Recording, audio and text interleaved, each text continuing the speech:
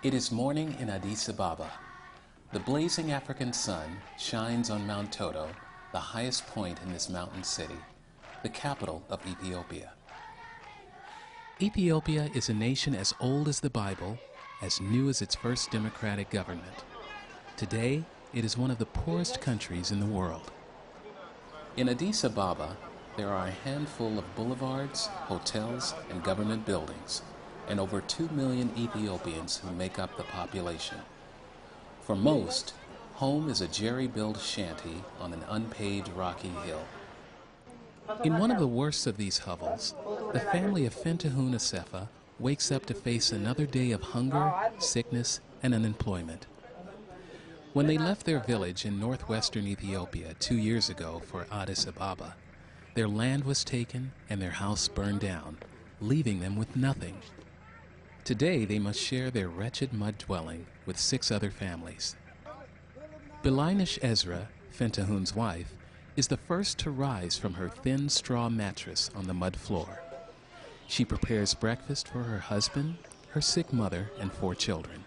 With care, for this is ritual as well as food, she grinds a handful of coffee beans and steeps them in water boiled over a tiny fire kindled on the floor of the hovel. When the coffee is ready, everyone will have a cup, and nothing else. There is nothing else. There is only a tiny handful of grain hanging in a sack on the mud wall, and this will be saved for the evening meal.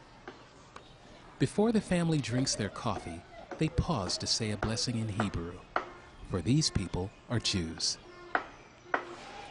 They are the poorest of the poor in Ethiopia, traditionally known as falasha, a word that means stranger, alien person without land. But of all Ethiopians, they are perhaps the richest in dreams, for they dream of going at last to the land of Israel, a country they regard as their ancient and true homeland, a country where many members of their close-knit family already live and await them. It is not an impossible dream for Fentahun, Belinish, and their family, if only they could survive until it comes true.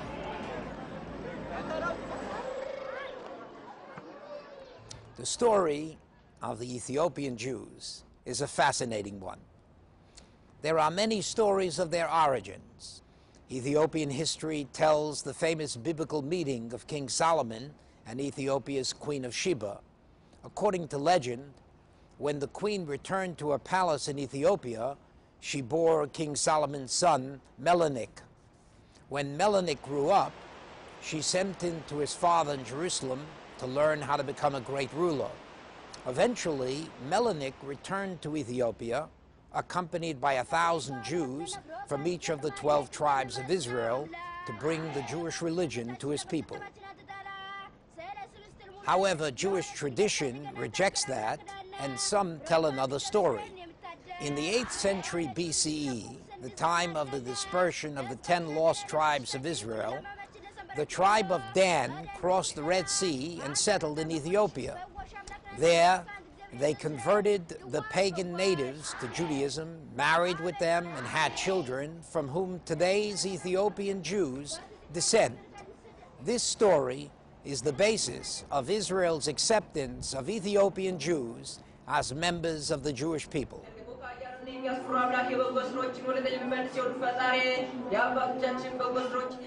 In recent years, thousands of Ethiopian Jews have immigrated to Israel. Today, more than 80,000 Ethiopian Jews are Israeli citizens. Fentahun and Belinish's family are part of the last remnant of their people still in Ethiopia. More than 20,000 of them are still waiting, praying, clinging to existence in the hope of following those who have gone before. Gathering in front of their home, a blind mother holds her most prized possession, photographs of her family in Israel. Many others have parents and spouses in the Promised Land. Some have children. Will they survive the journey that will unite them with their loved ones? For a long time, the answer has been in doubt. Illness, appalling living conditions, and above all, malnutrition have taken their toll. Many babies are stillborn or damaged. Children are often seriously underweight or too short for their ages. goiter is common in children and adults.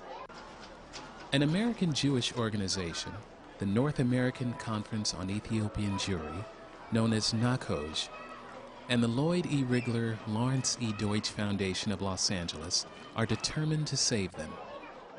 3 programs have been established to feed the hungry Jews in Addis Ababa, and also those in Gondar province. Daily meals are fed to the children and to pregnant and nursing women. All 3 groups are especially vulnerable to the ravages of malnutrition. Carrying their infants, their toddlers clinging to their skirts, slender women make their way to the daily NACOJ compounds. For some families, it may be a walk of an hour or more to reach the food, barefoot over rocky paths, through downpours in the rainy season. But the walk is well worth it. Nutritious meals, prepared in sanitary conditions almost unique in this impoverished country, are served to over 3,000 women and toddlers every day. For older children attending school from kindergarten through junior high on the NACOJ compound, there is 1 meal a day: a hard-boiled egg, a carrot, a piece of fruit, cheese, a roll, beans, or potatoes.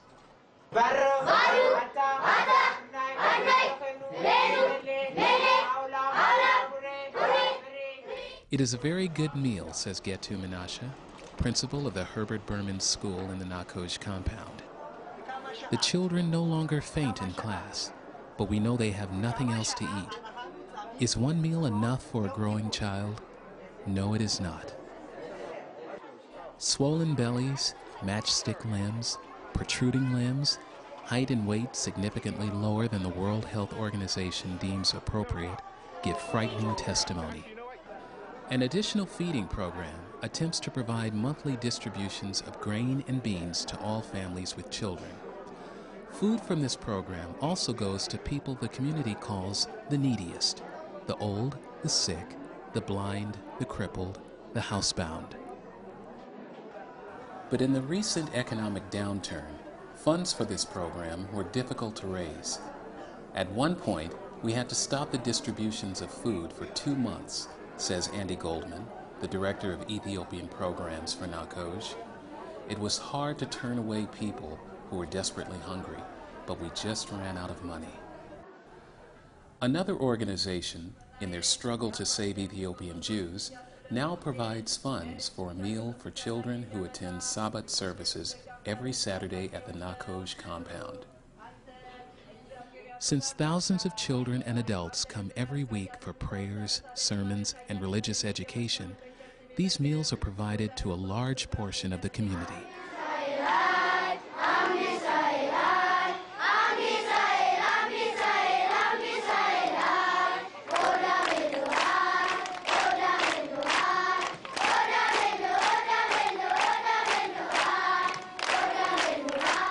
The children are proud of their religious education.